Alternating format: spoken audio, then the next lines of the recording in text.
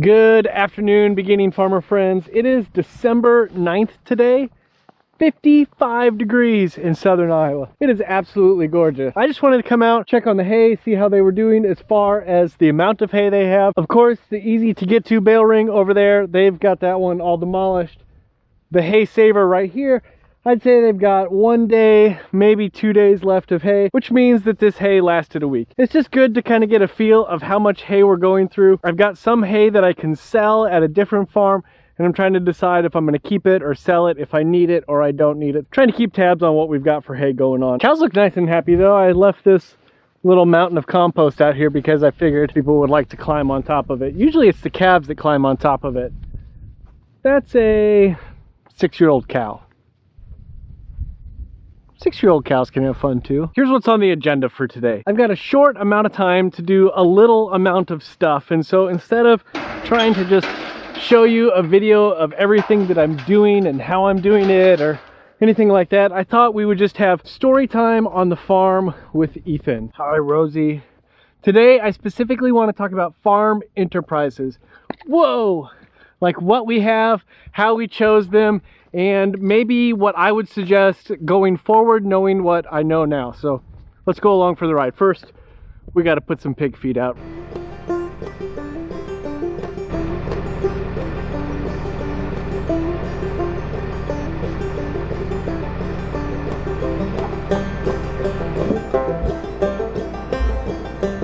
If you're new to our farm, our main enterprises are pigs, cattle, sheep, egg layers, meat chickens, and sometimes rabbit. We also sell some things like extra produce from the garden, soap and jam. Those are all things that my wife does, and they are very profitable for us, so I will make sure to point them out as an enterprise on our farm.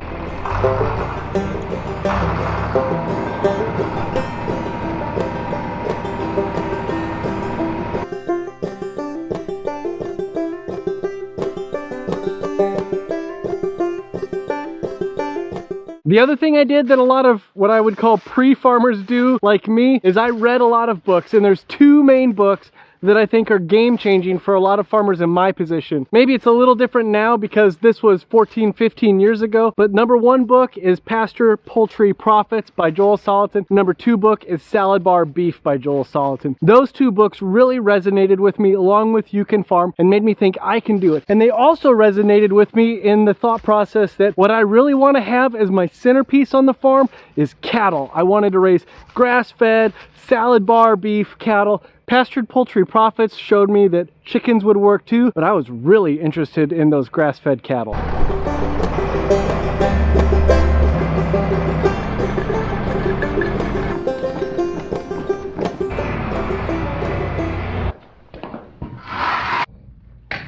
I don't want to paint this like 100% rosy picture though, because we made a lot of mistakes at the beginning, and spoiler alert, even though we've got cement in the shed and it looks like we've got it all together, I make a lot of mistakes still.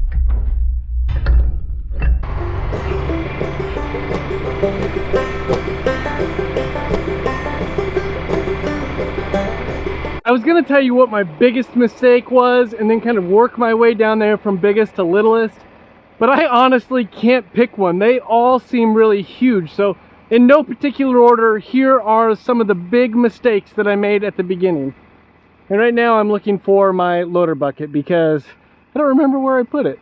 Aha, loader bucket. Let's go put that on.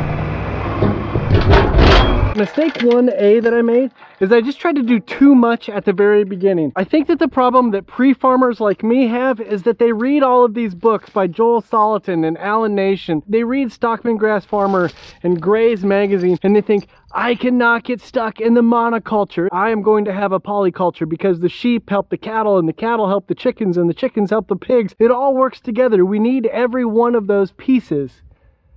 That was too much at the beginning. I didn't have any knowledge, I didn't have any experience, and trying to start off with cattle, chickens, pigs, that was too much. I mean, I did hold off on sheep for like a year or two at least, but it was too much too soon. Mistake 1B is that I just didn't do enough preparation and I didn't build enough infrastructure.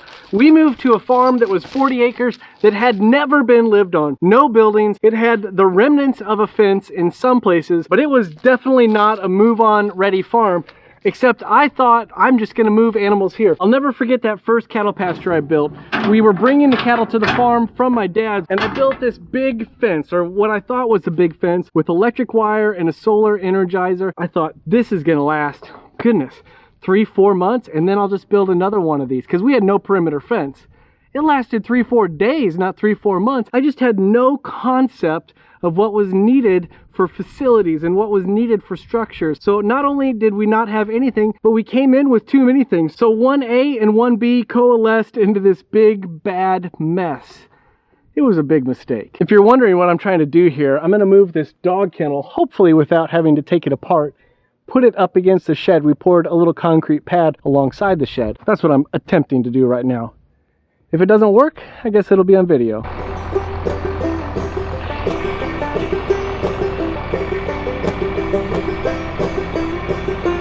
That didn't go too bad, I don't think. I mean, nothing really seems to have broken, and now a little dragging around and we'll have it exactly where we want it. That was pretty good. Problem 1C, and again, these are all basically interconnected, is that I just didn't understand the land. I didn't understand my land, and I didn't really understand land in general. I didn't know how many acres we were gonna need for any given enterprise. I didn't understand how the animals would impact the land and affect the land. And all I knew when we came and looked at this property the first time was that there was grass that was head high across the whole thing, and it looked like Laura Ingalls Wilder stepped out onto the pasture and we were with her.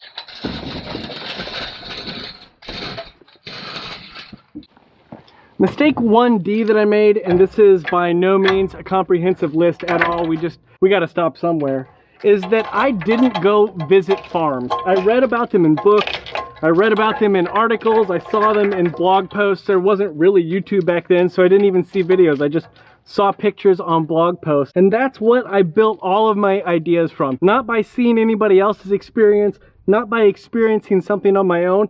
And because of that, I don't think I had any idea of what was going to happen or what needed to happen. There are some people out there that can read a book and then they can just go do it.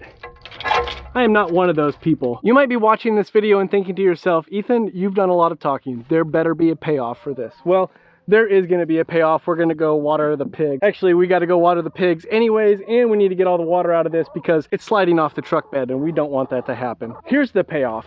I've got a lot of time to think about all the mistakes I've had, like 12 years to think about how I would have done things differently, what animals that I should have brought, and how I should have chosen the enterprises that we started off with. I'm not saying that 12 years in we wouldn't be at the same place we are now, but what I am saying is I probably would have gone about it a different way when it came to selecting those enterprises. Let me tell you how I think I would choose my enterprises now. Yeah, the red truck's not going to start again, so we're just going to pop the clutch again.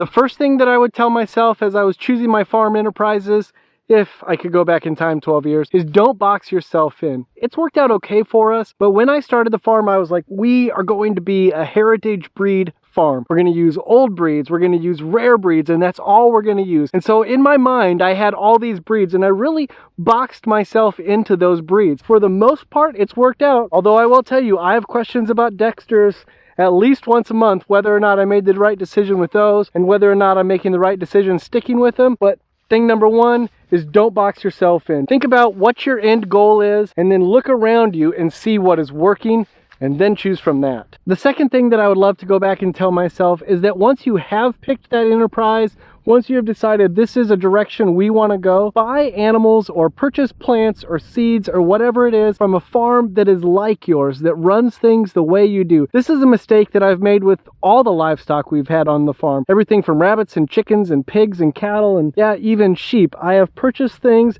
that were from farms that weren't like our farm, but because I was so stuck to whatever that breed or type was, I went that direction. It has to fit the system that you want to do. I love how the sheep just suspiciously look at me and then walk away.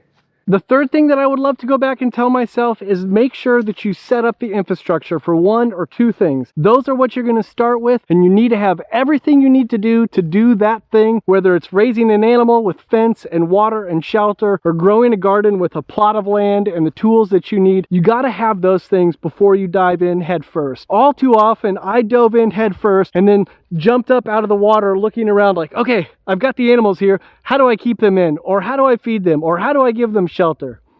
that was horrible. And it made for a lot of mistakes and a lot of difficult days. I'm trying to save you here. So that's thing number 3. Thing number 4 is related to thing number 3 because not all the infrastructure is on your farm. For example, you have heard me talk a lot about the problems with chicken processing in Iowa. There is one chicken processor in the state of Iowa that we can use to have official birds processed. You know what? The same goes for rabbits. There is one rabbit processor in the state of Iowa where we can have rabbits processed. And in both cases, they are owned by people that have been doing it for a long time, but also might want to quit doing it at any one time. And if that was the case, then where do I get my chickens processed and where do I get my rabbits processed? So thing number 4, look not only into the infrastructure of your farm, but the infrastructure that you need to process and sell those animals or vegetables or fruit. The 5th thing that I would go back and tell myself is think about the return on investment and the customer demand. This was not something that we got really burned with, but if we would have went whole hog into sheep instead of into hogs, I think it would have been a lot more difficult because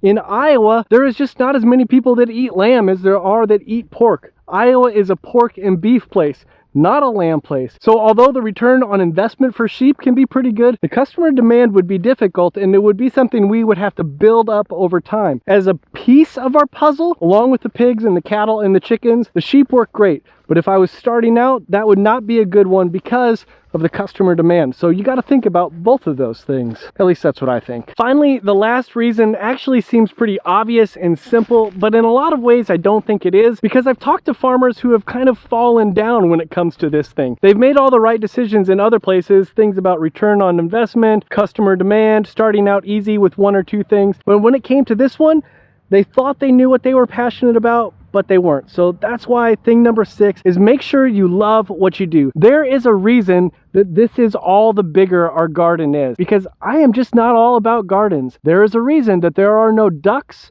or geese on our farm. Sorry, Goldshaw Farm, I still love your videos.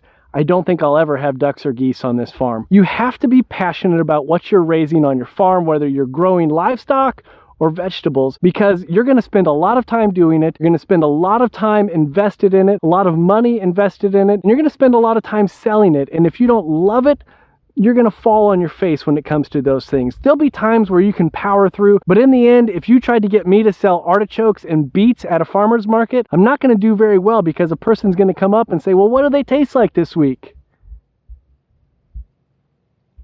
Do you hear that? That's the sound of crickets, because I cannot tell you the last time I ate an artichoke or a beet, or if I ever have. The reason that choosing your farm business and your farm enterprise was on the top of my mind today was because we are at a Christmas tree farm today. We are out choosing the Crooked Gap Farm Christmas tree today as a family, and that's something that I love to do. So when we were thinking about what we could do outside of the box, knowing that we couldn't go buy 1,000 acres and be a farmer that way, one of the things that I thought about was Christmas tree farm. I loved getting a Christmas tree with my mom when I was a kid. I loved taking my kids to get a Christmas tree. So it was one of those ideas, one of those enterprises that I thought about. Of course, we didn't go that direction. I think it takes a lot of land to run a good Christmas tree farm and a lot of years and time to get it going. So we went with something with a little quicker return on investment, but I'm still intrigued by the idea. My wife thinks I wouldn't like doing all the pruning and mowing and things like that, and she's probably right, but I do love coming out to a Christmas tree farm. Thank you all so much for coming along on the ride today. If you are a beginning farmer or a dreaming farmer, or you just love the process of farming, I hope there was something in this video for you. If you like it, give it a thumbs up, a like, a subscribe. I think we need to go find the perfect Christmas tree. It's got to happen fast though, because the sun's going to set soon. That's the way I like to do it. Come late, that way you can't spend all day looking for a tree.